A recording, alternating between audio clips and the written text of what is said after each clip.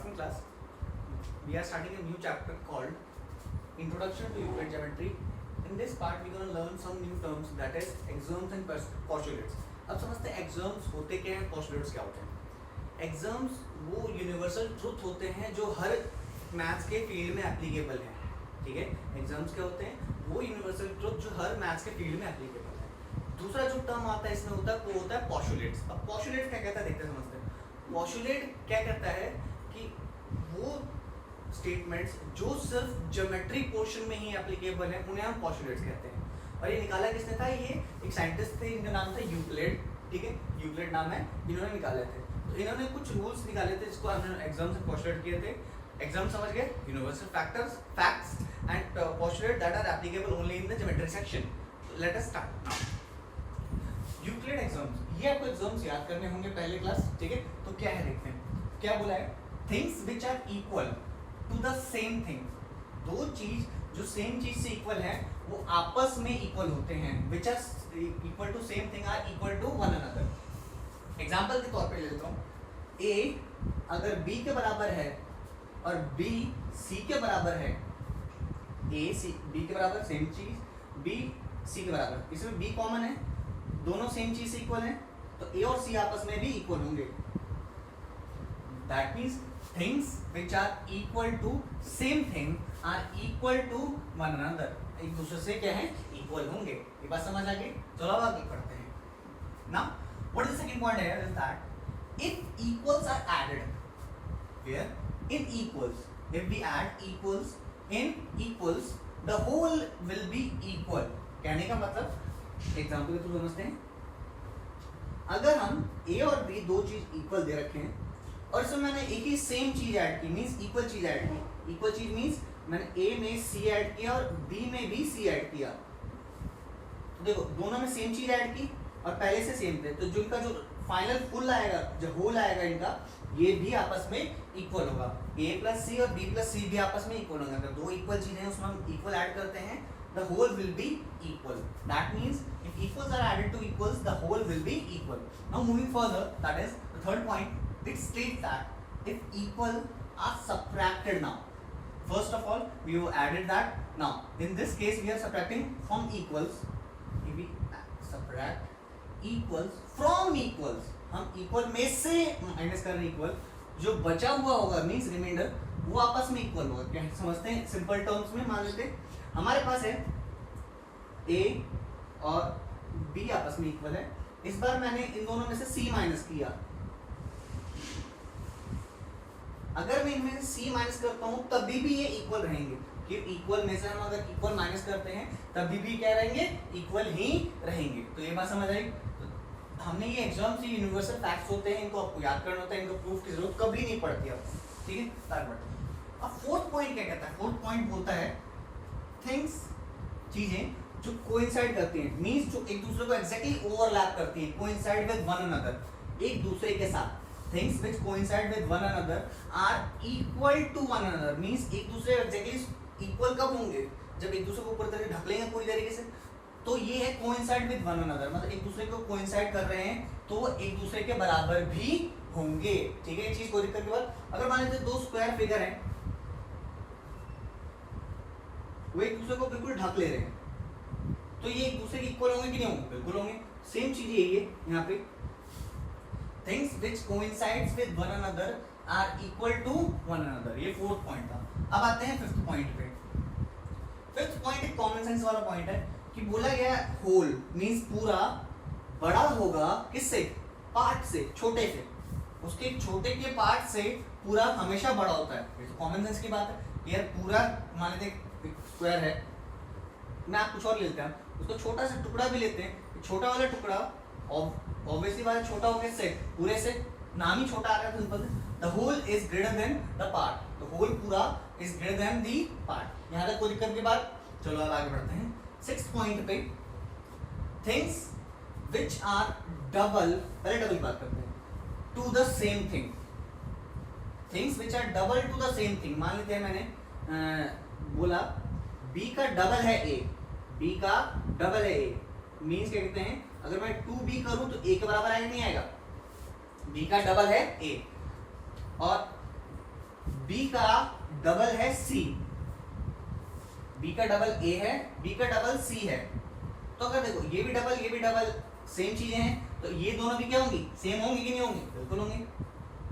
तो अगर डबल के मतलब आपस के डबल इक्वल हैं तो ये चीजें भी इक्वल होंगी, means things which are double of same thing, एक ही चीज के डबल हैं दोनों, एक ही चीज के डबल हैं, बी का डबल है, ये भी बी का डबल है, तो दोनों आपस में भी इक्वल होंगे। इस तरीके से हाफ में भी सेम चीज है बिल्कुल, अगर हाफ है मतलब बी का हाफ है ए और यहाँ पे सी बी का हाफ है, तो देखो ये दोनों सेम चीजें हैं, इसका मतलब ए और सी भी इक्वल होंगे। ये हाफ है डबल है, कहने का मतलब समझते हैं चीजों। मैंने बोला कि ए बी का डबल है और सी भी बी का डबल है, दोनों सेम चीज के डबल के इक्वल है कि नहीं है, तो दोनों आपस में भी इक्वल होंगे। सेम काम हाफ में, ए बी का हाफ है, सी भी बी का हाफ है, तो अगर ये दोनों हाफ इक्वल हैं तो ये दोनों भी इक्वल होंगे कि नहीं होंगे, बिल्कुल होंगे।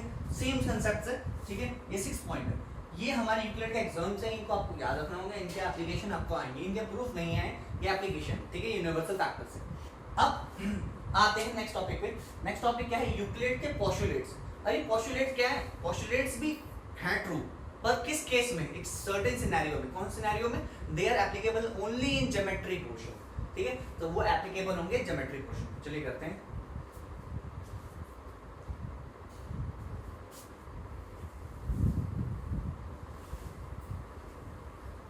आप इसका वीडियो रिकॉर्ड करके स्क्रीनशॉट ले लीजिएगा अगर आपको लिखना है तो, ठीक है। चलिए next.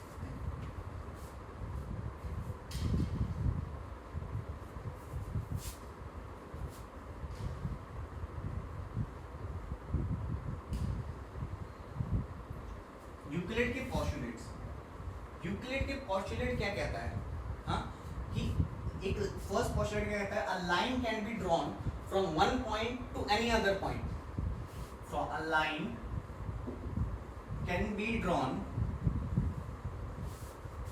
From one point two any other point. किसी एक पॉइंट से अगर मैं लाइन ड्रॉ करना चाहूं तो किसी दूसरे पॉइंट पे लाइन ड्रॉ कर सकता हूं मैं। एक लाइन किसी एक लाइन पॉइंट से, फिक्स पॉइंट से ड्रॉ करूं तो दूसरे किसी और पॉइंट में हम ड्रॉ कर सकते हैं। A line can be drawn from one point two any other point, किसी और पॉइंट से भी हम, देखो एक पॉइंट से ड्रॉ कर रहे हैं, किसी और पॉइंट में भी हम ड्रॉ कर सकते हैं। अगर ये पॉइंट यहाँ नहीं होता, ये यहाँ होता, हम इधर भी एक लाइन ड्रॉ कर सकते थे, ठीक है। ये है फर्स्ट पोस्टुलेट। सेकेंड इज क्या बोला है, that is a line segment, line segment can be expanded, can be expanded indefinitely,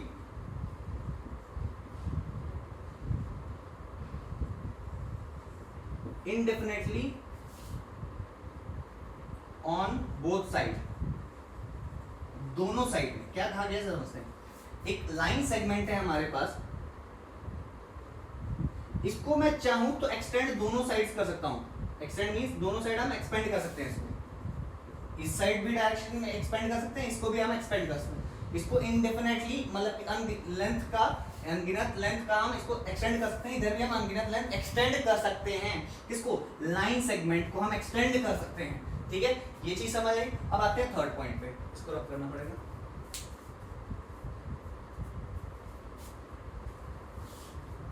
third point क्या बोला गया, a circle can be drawn, can be drawn with any radius and any centre. देखो क्या बोला गया, हम सर्कल ड्रॉ कर सकते हैं किसी भी रेडियस का, कितने भी, छोटा छोटा बड़ा जितना चाहें, और किसी भी सेंटर की मदद से, किसी भी सेंटर की मदद से हम एक सर्कल ड्रॉ कर सकते हैं, किसी भी सेंटर की मदद से, हाँ, हम एक सर्कल ड्रॉ कर सकते हैं जो जिसका रेडियस भी कुछ हो सकता है और सेंटर भी कुछ हो सकता है। So that means that is we can draw a line, we can draw sorry circle with any radius and any center. We can draw a circle with any radius and any center. This is the third postulate of the Euclid. Now, moving further, that is the fourth one. Fourth one states that all right angles means angles which are equal to 90 degree. All right angles are equal to one another. सभी right angle आपस में equal होंगे. Obvious सी बात है, common sense है इसमें, ये बिल्कुल कॉमन सेंस. अगर 90 डिग्री का एंगल, राइट एंगल का मतलब ही 90 डिग्री होता है, तो सारे 90 डिग्री इक्वल होंगे. हाँ जी होंगे, बिल्कुल होंगे. All right angles are equal to one another, बिल्कुल इक्वल होंगे एक दूसरे के. ठीक है, कोई दिक्कत नहीं. अब आते हैं पांचवें पे. थोड़ा स्पेस जो है,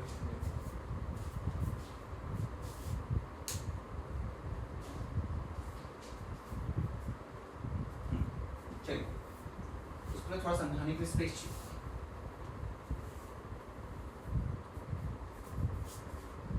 बोला क्या गया है, कौन सा पॉइंट? ठीक, बोला गया है कि अगर एक लाइन को हम फॉल कराएं दो लाइंस पे, एक लाइन है, लाइन 1 है, लाइन 2 है, इस पे एक और लाइन हम फॉल करा रहे हैं, ये मान लेते लाइन 3 है. ठीक है, this is line 3, line 1, line 2 and line 3. If we fall a line 3 on two given lines such that इनका इंटीरियर एंगल, इंटीरियर मींस ये वाला angle, interior angle on the same side, ये सेम साइड पे है, इस side है, अंदर की तरफ है. हाँ जी, तो interior angles on the same side, interior angles on same side, same sides के एंगल्स का सम, मतलब अगर ये एंगल x है, ये एंगल y है, एंगल x एंगल y, इस तरीके से लिखते हैं. अगर angle x plus y 180 degree means दो राइट एंगल, 180 डिग्री मींस दो राइट एंगल से अगर कम है, देखो अगर दो राइट एंगल से कम है तो क्या होगा. देखो पहले बात समझते हैं. अगर ये दोनों का सम अगर 180 डिग्री होता, अगर होता तो ये दोनों लाइन आपस में होती पैरेलल. 180 डिग्री होता मींस ये 90 डिग्री होता, ये 90 डिग्री होता, 180 डिग्री ये होती, आपस में क्या होती, पैरेलल होती. परंतु अब क्या यहाँ पे पैरेलल लाइंस क्या होती है जो आपस में टकराती नहीं है. अब क्योंकि यहाँ पे एंगल 180 डिग्री कम है, मींस इन दोनों में से कोई 90 डिग्री कम है, तभी 90 डिग्री कम होगी तभी. तो इन दोनों की वैल्यू अगर 180 डिग्री से कम आती है मींस एक दूसरे की तरफ ऐसे मुड़े होंगे और ये आगे जाके कहीं ना कहीं टकराएंगे. मींस आराम से समझाता हूँ, इसको समझो आराम से. x प्लस वाई का सम अगर 180 डिग्री से कम है तो ये आगे जाके कहीं टकराएंगे. ठीक है, और किस साइड टकराएंगे, जिस साइड इन दोनों का एंगल का सम 180 डिग्री से कम है. ठीक है, रिपीट कर रहा हूँ, अगर 180 डिग्री से कम है तो ये आगे जाके टकराएंगे, will intersect each other on the side. किस साइड पे, on the side where the sum of the angles, on the side where the sum of the angle is less than 180. जिस साइड 180 से कम है, इस साइड तो 180 से ज्यादा होगा. फिर इस साइड अगर 180 ज्यादा है तो ये इस साइड नहीं टकराएंगे, ये इस साइड टकराएंगे जहां पे 180 से कम है.